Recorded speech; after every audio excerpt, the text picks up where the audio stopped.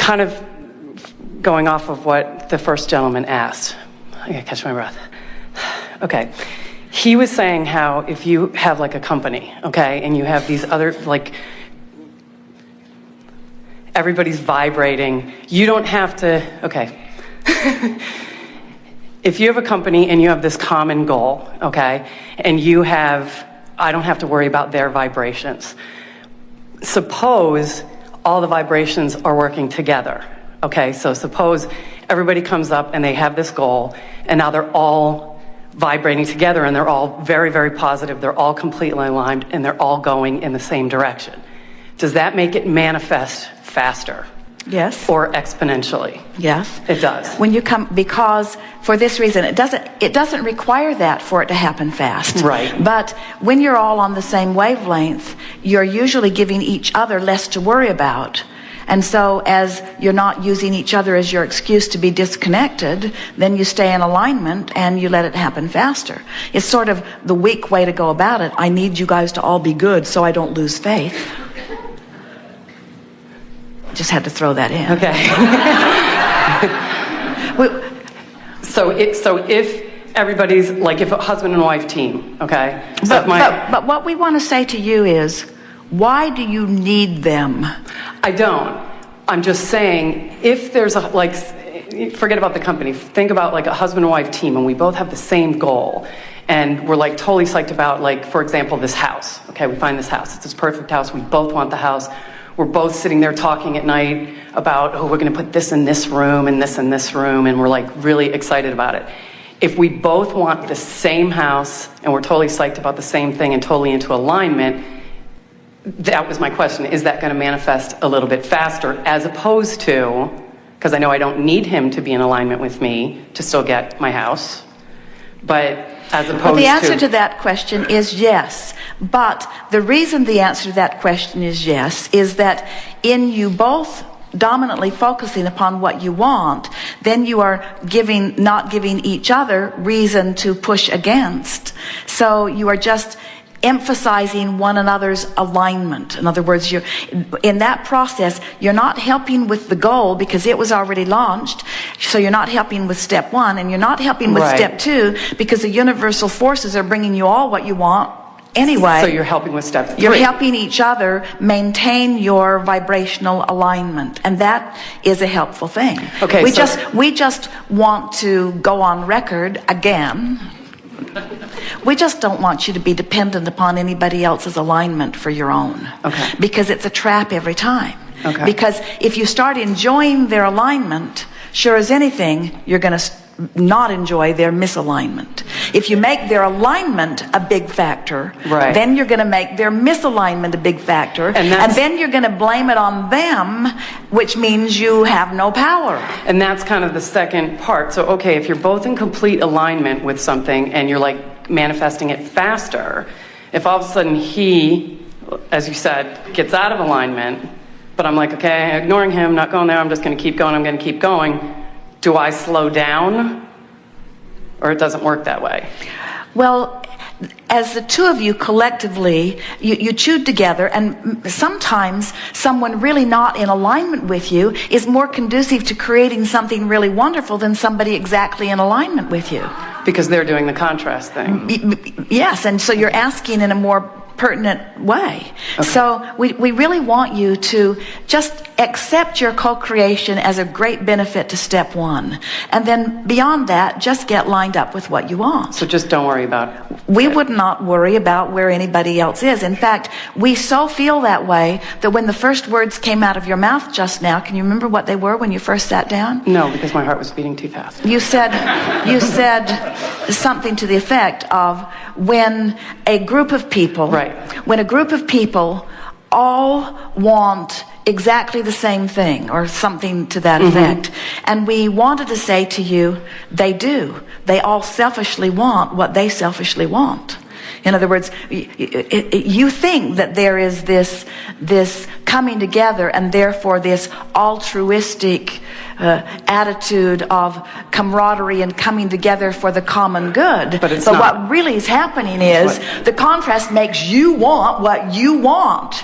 And that's the reason that we're having this conversation with more definition with you, is that the thing that goes most wrong is that the interaction with them made you want this, and now you want all of them to agree that what they helped you want is what they want.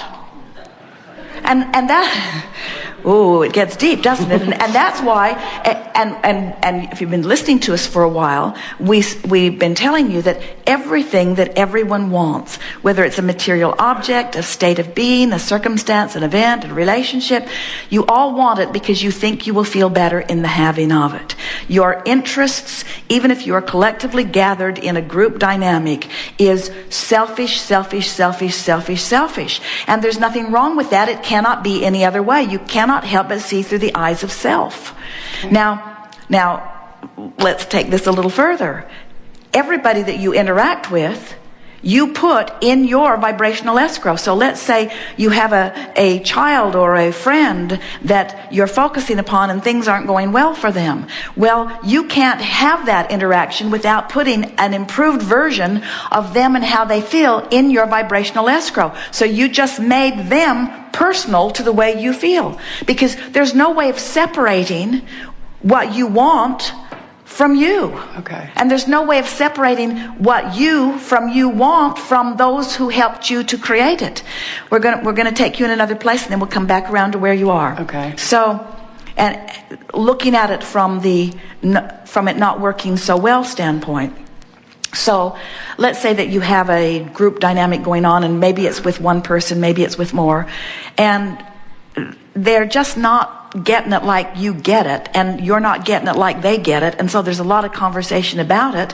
But bottom line is you all want to feel good, and bottom line is you all want to thrive, and bottom line is you all want life to be good for you, and in other words, bottom line, you all want to come into vibrational alignment with who you really are. So every single one of you in your quest for feeling better is asking to be the being that's over there in your vibrational escrow. So you all ultimately do want the same thing. At that point of squabble, you just don't know it. So let's say that you're duking it out, you're having this conflicting experience, and you have put something over here, and this person is having a very hard time, and in your awareness of the hard time they're having, you put the new and improved version of them, you can't help it, over there in your vibrational reality.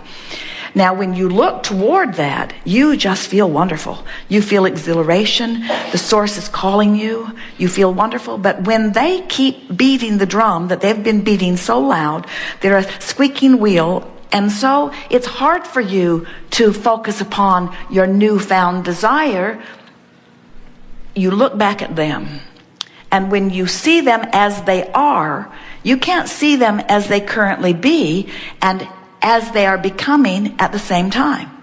And since as they really are is what's dominant in you, when you look at them as they are, it sort of tears you apart and you feel awful. And then you say, you're the reason that I grew, and now you're the reason that I'm not going to what I grew to. That's why I'm extra, extra mad at you. And that's the reason that you and so many others keep wanting to clean up all these dynamics. If you could just get them all to be the way you want them to be, then there'd be no possibility of you ever splitting you and using them as the excuse. Okay. And that's why we're not having any of it with you. In other words, we don't encourage that at all. We want you to let them be the rascally rascals that they are. So don't even give attention to whether they're with you or not. Because the entire universe is queued up to give you what they helped you know that you want. Okay. They were a step one experience. Beyond that, they're irrelevant. Okay. So it doesn't matter whether they're with me or not, and whether I'm going faster or not, because it doesn't matter. So did you come full circle in that with us? Do you get it? Yeah. You get it, how your continued attention to them is only to try to to try to make up for the fact that you're not decisive enough to focus upon what you really mean and what you really want and who you really are. Okay. Because this is just more vivid because it's manifested already. And we get it. That this is what this conversation's been about all day, and maybe will be forevermore. How can I let my vibrational reality be a more dominant player in what gets my attention than the reality that's already manifested? And we say you have to decide to make it so. You have to decide that you want to feel good. You have to decide that's where you're going. You have to decide this is newly who you are. You have to decide that this feels better. You have to decide that that's who you really are. You have to decide that that's what you want to think about. You have to decide that that's why you were born. You have to decide that that's what life has brought you to. You have to decide that anything less than that's not enough. You have to decide that that's where you belong. You have to decide that you want to feel good. You have to decide that that's who you are. You have to decide that that's what feels best. You have to decide that that's where you want to give your attention. You have to decide that that's what's in the process of becoming. You have to decide that that's where it's at. You have to decide that that's the reality that's in the process of becoming. You have to decide that that's where the best part of life is. You have to decide that that's where the fun of life is. You have to decide that that's the direction the energy is flowing. You have to decide that you can't slip back from that and feel good. You have to decide that you want to feel good. You have to decide. You have to decide in this moment. Use your power to focus. It's time to stop giving anything and everything the credit for how you feel. Okay. Stop asking for teamwork and be a team. Okay. Because one who's connected to who you really are is more powerful than millions who are not. There are people running around trying to corral the millions and convince the millions and get the millions or the hundreds or the 10 in your office, whoever they are, to get them to think like you are and understand like you are, where all along they've helped you to create this legacy, this mastery, this fabulous life experience. And the fact that they helped you to create it somehow makes you think that they're still in on it, but they're not. Okay. One more question. So let us ask you one more question first. Do you think, what do you think's easiest? To line up with who you are, or to convince all of them that you were right all along? To line up with who I am. Oh, but what about really getting together a really cooperative group? What about screening them? What about screening them in advance? What about screening them in advance and making sure of who they are, and then bringing them all in and making them sign petitions and promise? What about prenuptial agreements? What about making them promise to love you forever and ever, no matter how bad you are, till death do you part? What about pre-screening? What about that? It still sucks, doesn't it? Because it is so much easier to decide to come into alignment with who you are, to come into alignment with the power that creates worlds, to come into alignment with the truth of who you are, than to mess with that at all. We don't know why you spend any time trying to convince anybody of anything that you want or need. You don't have to convince anybody of your deservability. You just have to decide to believe your worthiness. Very freeing. Oh, it's so much easier, really. Okay. So where do we leave you with all of them? Are they a problem? I don't care about them anymore. Well, wait, because we want to show you how to... I care about them because they're going to help me find contrast.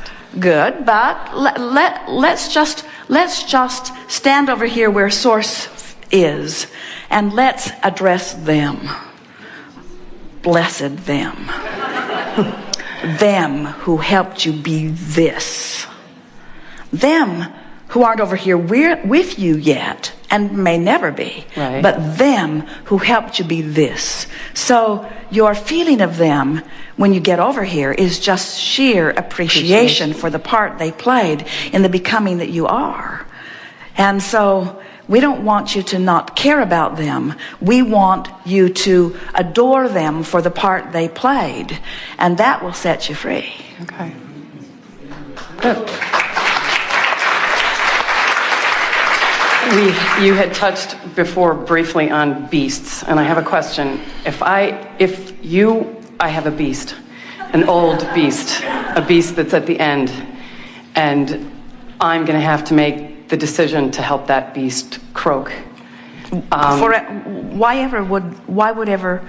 All right, we have to start at the beginning again. Okay. Well, not Me really. or you? Well,